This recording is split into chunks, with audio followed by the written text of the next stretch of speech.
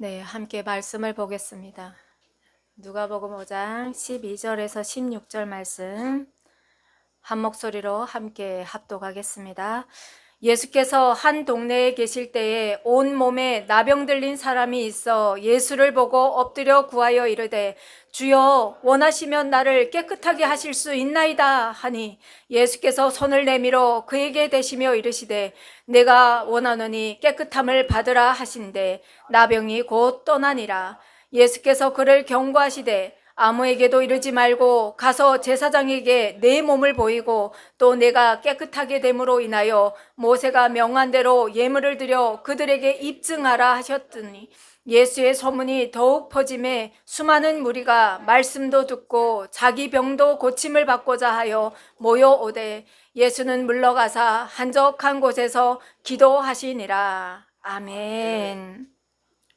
참 좋으신 하나님 아버지 감사합니다. 오늘도 우리를 말씀 앞에 세워주심에 감사합니다.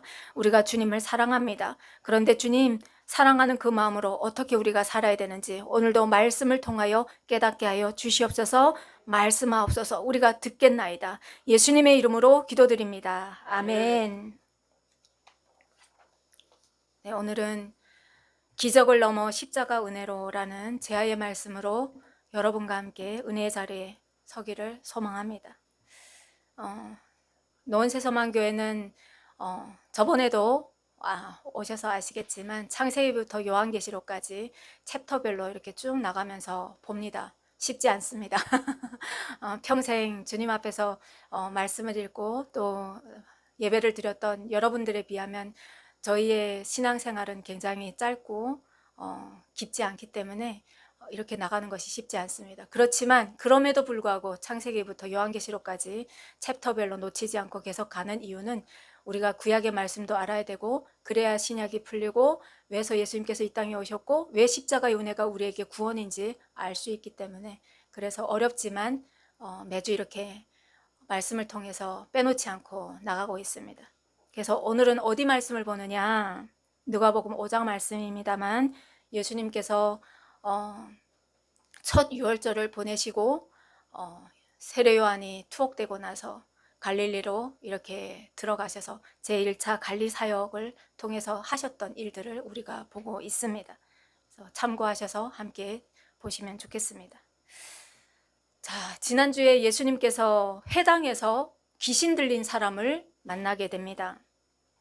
예수님께서 이 귀신 들린 자여 라고 말씀하신 것이 아니라 귀신 들린 그 사람이 그 사람 속에 있는 그 귀신이 예수님을 알아봅니다. 그래서 당신은 하나님께로부터 온 하나님의 사람이다 이렇게 말하면서 우리를 멸하려 왔습니까? 우리는 당신과 상관이 없습니다 하면서 고래고래 소리를 지르죠. 그럴 때 예수님께서 그 귀신에게 명령하여서 그 사람으로부터 쫓아내시죠. 그래서 귀신으로부터 억눌렸던 한 영혼이 예수님께 나감으로 말미암아 구원받는 이런 놀라운 일들이 있었습니다. 그래서 어떻게 합니까? 그 회당에서 그 사건을 본 많은 사람들이 이게 어찌 된 일이냐? 권위 있는 새로운 가르침이다. 그가 악한 귀신들에게 명하시니 그들도 복종하는구나.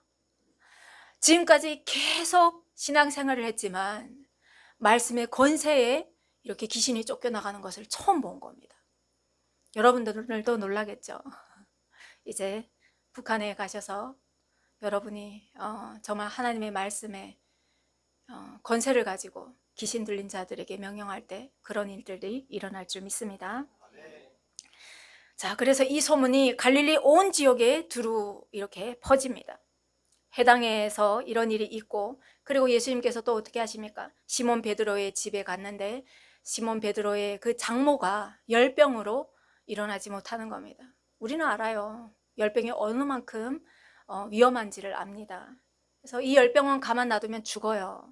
근데 예수님께서 그 장모에게 가셔서 그 여인에게 가셔서 손을 내미시고 그 여인의 손을 잡아 이끌어 올리실 때 열병이 떠나가는 이런 은혜가 그 가정에 임합니다. 이렇게 해가지고 예수님께서 회당에서도 일을 하시고 시몬 베드로의 집에서도 일하시고 끊임없이 일을 하십니다. 그런데 예수님의 소문이 이렇게 갈릴리 전 지역에 막 퍼지니까 사람들이 몰려오기 시작하는 거예요. 그래서 예수님께서 날이 저물어 가는데도 많은 사람들이 몰려 나오는 그 사람들을 나 오늘은 이만큼 했으니까 그만하겠다, 내일에 오너라 라고 돌려보낸 것이 아니라 그 모든 사람들을 고쳐주는, 귀신 들린 사람, 병든 사람 할 것 없이 고침을 받는 이런 일들이 일어나죠. 이 일어난 일들을 보면서 우리는 한 가지의 가능성을 이렇게 보게 됩니다. 뭐냐? 가버나움이 예수님의 본격적인 사역을 위한 베이스 캠프가 될 수 있었구나라는 것을 알 수 있죠. 우리 북한말로 하면 베이스 캠프는 본거지입니다. 일을 하려고 하면 하나의 집중된 곳이 필요하지 않습니까? 그렇게 사람들이 예수님께서 나에게로 오라 라고 부르신 것이 아니라 사람들이 찾아서 예수님께 모여들었습니다. 그러면 어떻습니까? 군중들이 모여들었으니 예수님은 이제 어떤 일도 할 수가 있으신 거예요. 그렇지 않습니까? 이들의 바람대로 로마를 대적하여 일어날 수도 있고, 아니면 나는 하나님께로 보냄을 받은 메시아야 라고 선포할 수도 있는 그런 군중들이 집합이 되었습니다. 그런데 우리가 이렇게 말씀을 보니까 예수님의 다음 스텝을 보면 예수님은 이 모든 것들을 뒤로 하시는 모습을 볼 수가 있습니다. 마가복음 1장 35절에 보면 예수님께서 아직 새벽이 밝기 전에, 동트기 전에 어디로 가시느냐? 한적한 곳을 찾아가셔서 기도하십니다. 사람들이 예수님께 건짐을 받았어요. 여러분 생각해 보십시오. 어제까지도 두통에 막 시달리던 사람이 예수님을 만났더니 그 열병이 떠나가고 그 아픔 고통이 떠나갔다 하면 여러분 어떻겠습니까? 굉장히 가볍지 않겠습니까? 그동안 나를 짓눌던 그 질병들이 떠나갔으니 몸도 가볍고 개운하고 얼마나 좋습니까? 그래서 처음에는 이 상쾌한 기분에 도취가 되어서 너무 좋다라는 것을 느끼다가 이 사람들이 그 다음에 찾아보니 예수님이 안 보이는 거예요. 예수님은 이미 한적한 곳에 가시지 않았습니까? 그래서 이 사람들이 예수님을 찾기 시작해요. 예수님께서 그럼에도 불구하고 이 군중들에게 자기 몸을 의탁하지 않으십니다. 왜 예수님께서 자기 몸을 이 군중들에게 의탁하지 않으셨을까요? 이 군중이 예수님께 집중한 이유는 왜입니까? 나를 짓눌고 있던 그 귀신들이 떠나감으로 말미암아, 아니면 평생 지고 오던, 아니면 최근에 괴롭히던 그 열병, 질병들이 떠나감으로 말미암아 예수님께 집중을 한 겁니다. 예수님께서 이 땅에 오신 이유는 왜 오셨습니까? 병든 자를 낫게 하기 위해서 예수님이 오셨을까요? 아니면 귀신 들린 자를, 귀신을 내쫓기 위해서 예수님께서 오셨을까요? 생각해 볼 만한 부분이죠. 자, 이렇게 예수님을 찾을 수가 없어요. 그럴 때 예수님의 제자 시몬이 그와 함께한 무리들과 함께 예수님께 나옵니다. 그리고 예수님께 말합니다. 모든 사람이 주를 찾나이다 라고 말합니다. 이 사람들은 여태껏 기다린 사람이 있었습니다. 이 유대인들은, 이스라엘 사람들은 여태껏 그들이 기다린 인물이 있었습니다. 그 인물은 누굽니까? 600년 가까이 외세의 지배를 받으면서 너무너무 억눌리고 괴롭던 그들에게 그 사람들은 기다린 한 인물이 있었습니다. 그 인물은 다윗과 같은 정복자, 우리나라를 강력하게 힘을 키워줄 정복자, 아니면 솔로몬 같은 부자왕, 우리나라를 부하게, 경제적으로 부유하게 만들어줄 임금, 아니면 모세와 같은 우리 민족을 해방시켜줄 해방자, 여호수아와 같이 우리 민족을 건져줄 전쟁 영웅, 이런 인물들을 그들은 기다리고 있었습니다. 다시 말해 막강한 군주를 기다리고 있었다는 거예요. 그런데 그런 비슷한 인물을 본 것 같은 거예요. 왜냐하면 예수 앞에 나갔더니 귀신 들린 자가 귀신이 나가지 않습니까? 그리고 아픈 사람들이 질병으로부터 해방받는 이런 일들을 이 사람들이 경험하게 돼요. 그래서 어떻게 합니까? 야, 혹시 우리가 기다리는 그 메시아가 아닐까? 우리가 기다리던 그 임금이 아닐까?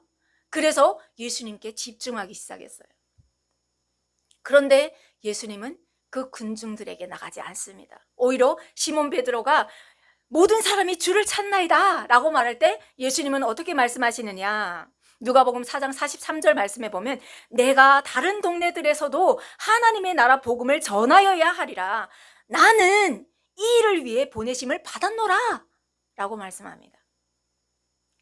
예수님은 왕이 되려고 오신 것이 아니라 십자가를 지려고 오신 겁니다.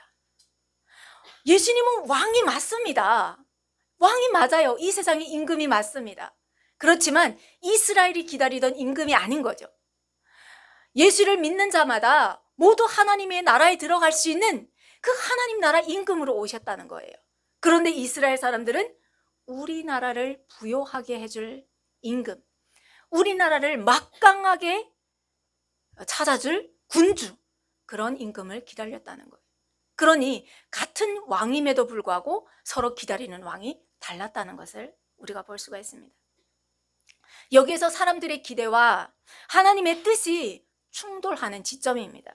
겉으로는 예수님을 찾는 듯 했지만 실제로는 예수님을 찾은 것이 아니라 자기들이 원하는 메시아를 찾았습니다. 혹시 우리는 안 그렇습니까? 그래서 예수님은 군중의 인기를 따른 것이 아니라 아버지의 뜻을 따릅니다. 십자가를 지셔야 되는 거예요. 그래서 늘 이런 일이 있고 나면 예수님은 늘 한적한 곳에 가셔서 아버지께 기도하는 모습을 늘 보여주십니다. 이 사건을 통해서 우리가 알 수 있는 것은 복음은 어느 한 개인의 것이 아니라 한 도시의 것이 아니라 한 이스라엘을 위한 복음이 아니라 아직도 십자가 사랑을 모르고 살아가는 죄의 삭신 사망의 권세 아래 억눌려 있는 그들에게 흘러가야 하는 복음임을 우리는 오늘도 이 사건을 통해서 깨닫게 됩니다. 이 은혜를 알면서도 여러분, 우리가 아직도 한 사람에게도 십자가의 복음을 전하지 않았다고 하면 여러분, 하나님 앞에서 우리의 입술을 열어주시옵소서. 주님, 이것은 나만을 위한 복음이 아니오니 그 영혼을 위해서 주님, 우리가 입을 열 수 있도록 이 입술을 복음의 통로로 삼아 주시옵소서 라면서 간구하면서 나가는 우리 입술에 되기를 간절히 소망합니다. 자, 예수님은 온 갈릴리에 다니시면서 여러 해당에 전도하시고 귀신도 내쫓으시고 그러시니 예수님이 가시는 곳마다 어둠이 쫓겨가고 생명의 빛이 사람에게 비치기 시작합니다. 자, 이런 일들이 막 일어나는데 예수님께서 여전히 갈릴리에 계시는데 예수님께서 한 동네에 계실 때 그 동네에 오늘 우리가 합독한 말씀처럼 나병 들린 사람이 있었습니다. 그 사람이 예수님께 나옵니다. 주여, 원하시면 나를 깨끗하게 하실 수 있나이다 하면서 예수님께 나옵니다. 여러분, 오늘 우리가 살아가는 시대에서 이 병은 한센병이라고도 하지 않습니까? 예전에는 문둥병이라고도 했죠. 그렇지만 지금은 한센병으로 통하는 이 병은 다 동일한 병입니다. 이 병은 질병 이상을 넘어서 사회적 사망 선고입니다. 가족과도 떨어져 있어야 되고요. 사회 공동체와도 분리가 됩니다. 그리고 성전에도 나갈 수가 없습니다. 그래서 우리가 구약에 보면 남유다 왕국의 제10대 왕국 우시야 왕이 이 나병에 걸렸었습니다. 기억하시죠? 왕이라고 하면 그 나라의 가장 좋은 것을 먹고 입고 쓰는 왕이죠. 그 자리입니다. 그래서 최고의 의사들이 왕의 그 건강을 돌보는데, 그런데 이 우시야 왕이 나병에 걸리니까 어떤 일들이 일어납니까? 일선에 있지 못하고 별궁으로 물러나게 되지요. 별궁으로 물러나고 심지어 죽어서도 왕실의 묘비에 들어가지 못합니다. 그러니까 이 병은 죽음 그 자체입니다. 죽음 그 자체. 왕도 이렇게 격리되어서 사위와 이렇게 격리가 되는데 일반 사람은 오죽하겠습니까? 이런 사람이 이런 위험한 병, 모두가 막 너무 두려워서 피하는 이 병을 걸린 사람이 지금 예수님 앞에 나왔습니다. 레위기 13장 45절의 말씀에 보면 이 나병에 걸린 환자는 어떤 일들을 해야 되느냐? 사람들 곁에 못 가지만 심지어 평소에도 이 옷을 찢고 머리를 풀고 입술을 가리고, 그리고 사람들이 주변에 올 때마다 나는 부정하다, 나는 부정한 자요, 이렇게 외쳐야 됩니다. 그렇게 사람들이 내 주변에 오지 못하도록 진영 밖에 살아야 되는 이런 사람입니다. 모두가 부정하는 사람, 이런 사람이 예수님 앞에 나왔습니다. 주여, 주님께서 말씀만 하시면 내가 낫겠습니다. 이런 마음으로 예수님께 나왔습니다. 예수님께서 이 사람을 봤을 때 얼마나 불쌍했을까요? 얼마나 국률하게 느껴졌을까요? 이미 죽은 사람, 모두가 다 죽었다고 믿는 사람, 이름 석자도 잊혀져가는 그 사람, 에덴 동산에서 최초의 그 죄악이 세상에 들어오지 않았다고 하면 이런 질병도 없었을 텐데, 하나님 보시기에, 예수님 보시기에 너무너무 마음 아픈 그 한 영혼, 그래서 예수님께 나올 때 예수님께서 말씀합니다. 내가 원하노니 깨끗함을 받으라. 여러분, 예수님께서 이렇게 명하시니까 그때 그 나병이 그 사람으로부터 즉시 물러갑니다. 떠나갑니다. 이런 놀라운 일이 일어납니다. 거름이 뚝뚝 떨어지고 살점이 막 떨어지는 그 사람이 갑자기 어린아이와 같은 뽀얗고 깨끗한 살로 뒤엎이는 거예요. 바뀌는 거예요. 여러분, 얼마나 놀랐을까요? 얼마나 놀랐을까요? 예수님과 함께 산다는 것은 이런 기쁨인 거예요. 여러분, 이 기쁨을 날마다 누리십니까? 그냥 마냥 예수님을 믿는 자다 이렇게 막연하게 사십니까? 아닙니다. 예수님과 동행한다는 것은 이런 즐거움이고 이런 기쁨이고 이런 생명인 겁니다. 자, 이렇게 예수님께서 나병 환자를 고쳐주시면서 그 환자에게 경고하십니다. 뭐라고 경고하시느냐? 아무에게도 이르지 말고 가서 제사장에게 내 몸을 보이고 또 내가 깨끗하게 됨으로 인하여 모세가 명한 대로 예물을 드려 그들에게 입증하라 라고 말씀하십니다. 여러분, 이 병은 율법이 고쳤습니까? 아니죠. 예수님께서 고치셨습니다. 그러면 예수님께서 명령하셔서 너는 이제 나음을 입었다, 이제 공동체로 들어가도 좋다 라고 말씀하실 것 같은데, 예수님께서 네가 이제 나았으니, 나음을 받았으니 제사장에게 가서 보이고 라고 말씀합니다. 여러분, 사람들은 그럽니다. 예수님께서 오셨으니 구약은 몰라도 된다. 이 구약의 시대는 끝났다. 맞습니다. 구약의 시대는 끝났고 예수님의 이름만 믿으면서 이제는 아무렇게 살아도 된다라고 말은 하지 않지만 예수 이름을 우리가 방자하게 부르짖으면서 말씀대로 안 사는 우리의 모습을 볼 수가 있죠. 그런데 예수님은 율법을 무시하신 것이 아니라 율법의 말씀대로 제사장에게 가서 보여서 네가 나음을 받았다는 것을 입증해라 라고 말씀합니다. 예수님께서 마태복음 5장에 보면 이런 말씀을 합니다. 내가 율법이나 선지자를 폐하러 온 줄 생각하지 말라. 폐하러 온 것이 아니라 완전하게 하려 함이다 라고 말씀하십니다. 이 말씀은 뭐냐면, 구약에서는 우리가 하나님과 끊어진 존재로서 하나님 앞에 나가지 못하니까 어떻게 했습니까? 동물을 잡아서, 동물에게 안수해서 동물을 잡아서 동물의 피로 말미암아, 그 제물의 생명으로 말미암아 사람들이 하나님 앞에 나갈 수 있었지 않습니까? 그렇지만 그 희생마저도 그때 하루살이 인생이었다는 거예요. 그래서 예수님께서 영원한 생명을 주시기 위해서 한 번의 제사를 드리려고 오시지 않았습니까? 그 말씀을 하고 있는 겁니다. 우리가 율법을 모른다고 하면 내가 죄인인지조차도 몰라요. 내가 무엇이 내 삶에서 죄인지조차도 몰라요. 그래서 우리는 편식을 하는 신앙인이 아니라 구약도 알고 신약도 알므로 말미암아, 그래서 하나님 앞에 더 감사하는 신앙인의 삶을 살아야 하는 줄 믿습니다. 자, 그런데 궁금한 점이 있어요. 예수님께서 이 나병 환자에게 고쳐주시면서 경고하셨지 않습니까? 아무에게도 말하지 말라라고 말씀하셨습니다. 왜 말하지 말라고 할까?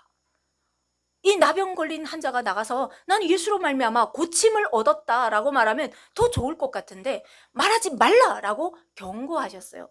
왜 경고하셨을까? 집중될까 봐.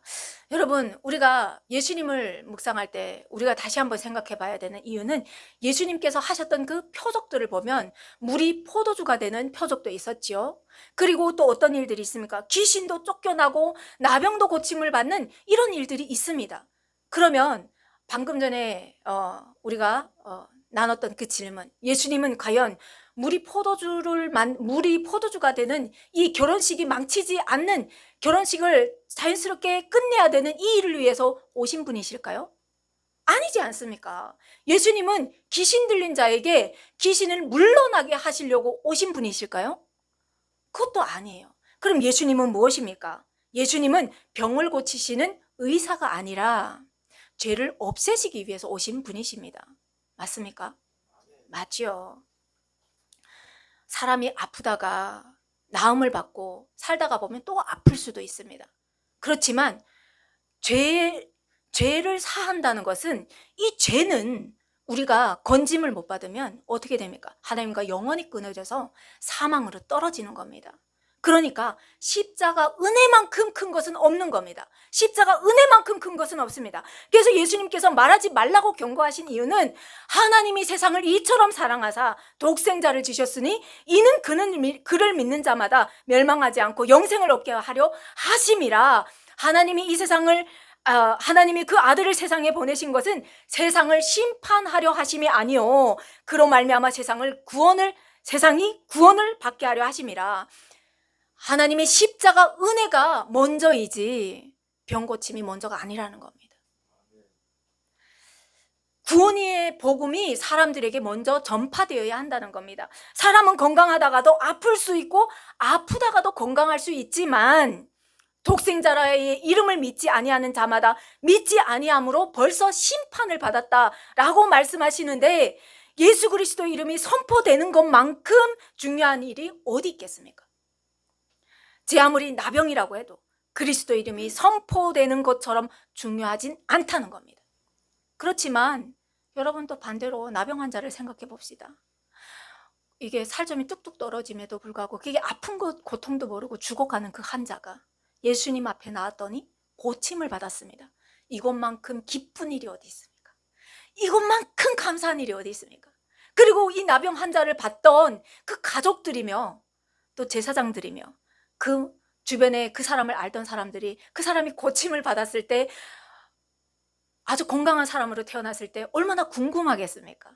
그래서 이 사람에게 물어볼 때 당연히 예수 그리스도 이름이 안 나오겠습니까? 나오겠죠. 결국 예수님의 소문이 더 퍼지게 됩니다. 그래서 더 많은 인파가 모여듭니다. 자, 여러분, 예수님께 나오는 이 인파는 건강한 인파였을까요? 아닙니다. 예수님께 나오는 이 인파들은 귀신 들린 자, 병든 자, 가난한 자, 아픈 자, 사회적으로 격리된 자, 이런 아픈 사람들이 예수님께 무리져서 나옵니다. 그런데 여러분, 이 사건을 통해서 여러분 어떤 생각이 드십니까? 예수님께 나가니까 그 한 영혼이 사회로부터 격리되었던 그 영혼이 사회로부터 다시 이렇게 그 공동체 안으로 들어가는데, 우리 예수님은 십자가를 지셔야 함으로 말미암아 늘 그들 속에 있지 않으시고 아버지께 나아가서 십자가를 지셔야 하는 그 고통으로 말미암아 아버지께 나아가서 날마다 기도하는 그 예수님이 묵상되지 않을 수밖에 없습니다. 예수님이 묵상되는 겁니다. 예수님은 다 아시는 그 분께서, 우리처럼 동일하게 배고픔도 알고 또 그 찔리면 아픔도 아시는 그분께서 이제 십자가를 지셔야 되는데, 그 십자가는 예수님조차도, 그 외로운 고통은 예수님조차도 아버지께 기도하지 않고는 나가기 어려운 길이었던 거죠.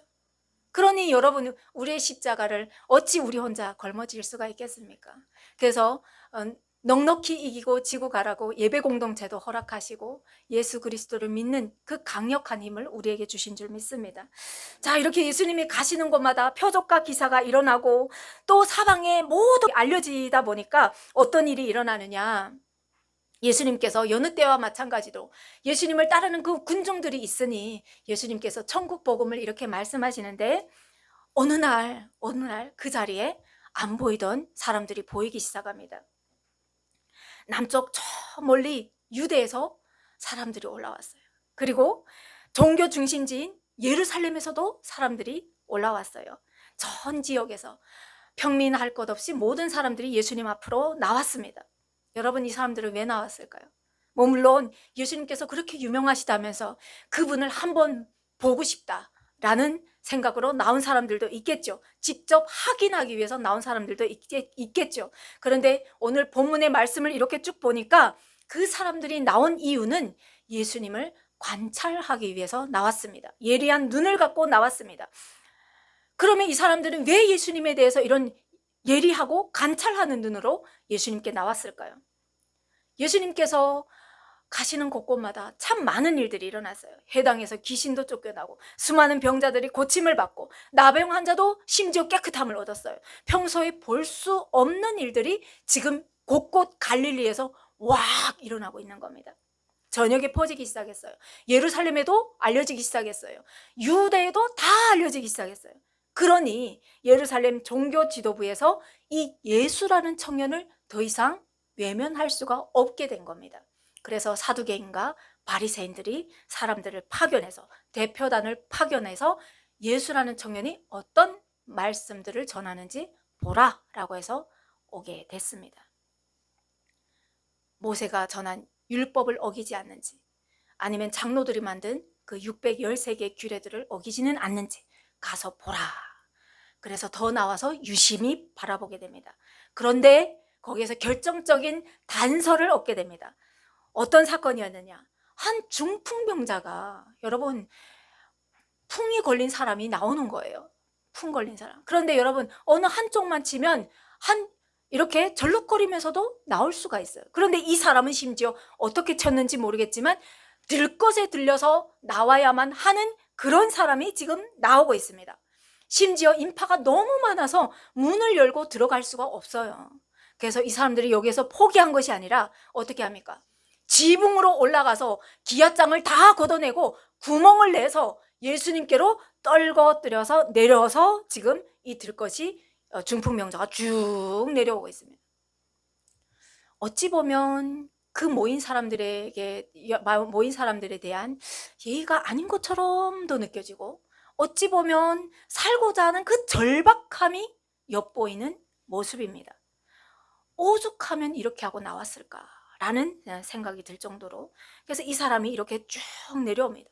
그러니까 예수님께서 그 사람을 보면서 안타까움을, 긍휼한 마음으로 그 사람을 보시고 말씀합니다. 이 사람아, 내 제사함을 받았느니라 라고 말합니다. 야, 사두개인과 바리새인들이 볼 때 이건 큰일인 거예요. 왜냐, 이 사람들은 말씀을 잘 아는 사람들이지 않습니까? 정말 깊이 연구하는 사람들이에요. 죄사함의 능력은, 권한은 오직 하나님, 신, 갓, 그분께만 있는 건데, 아니, 새파란 젊은 청년이 이 사람에게 내 죄사함을 받았느니라 라고 말하니까 깜짝 놀란 거죠. 그래서 속으로 그렇게 생각합니다. 이 사람이 누구길래 이 신성모독을 하는가? 오직 하나님 외에는 누가 능히 그 죄를 사하겠는가? 말씀을 많이 하는 사람들이 늘 시험에 들죠. 모르는 사람은 그러려니 하고 들어요. 근데 말씀을 많이 하는 사람들이 설교를 들어도 시험에 들고 그런 겁니다. 이 사람들도 지금 시험에 든 거예요. 시험에 들었어요. 그런데 예수님이 누구십니까?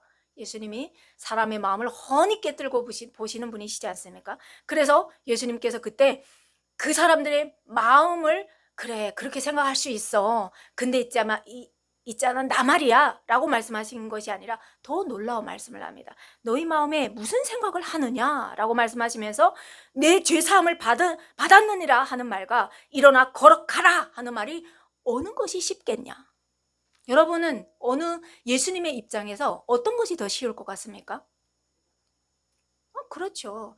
예수님은 말씀으로 빛이 있으라 라고 명령하셨을 때 어둠을 구분하는 빛도 생겨나시는 분이십니다. 그러니 네가 누워서 왔던 그 들것을 들고 나가라 라고 말씀하시는, 표적을 행하시는 것이 예수님의 입장에서는 더 쉽습니다. 그렇지만 이 죄의 문제를 해결하기 위해서는 어떻게 해야 됩니까? 그 투박하고 거칠고 아픈 그 십자가 위에서 자기 생명을, 목숨을 끊어내야 되는 일입니다. 어느 것이 더 쉽습니까? 예수님께서 말씀하십니다.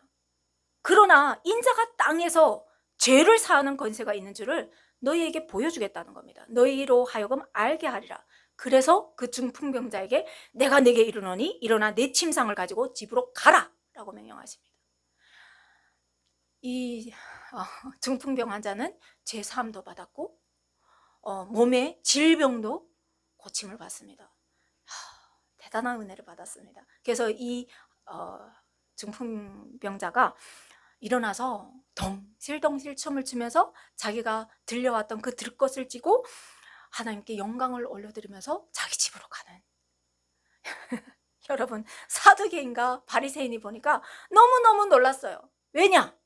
누구든지 말로는 선포할 수 있는 거예요. 그런데 이 표적을 본 겁니다.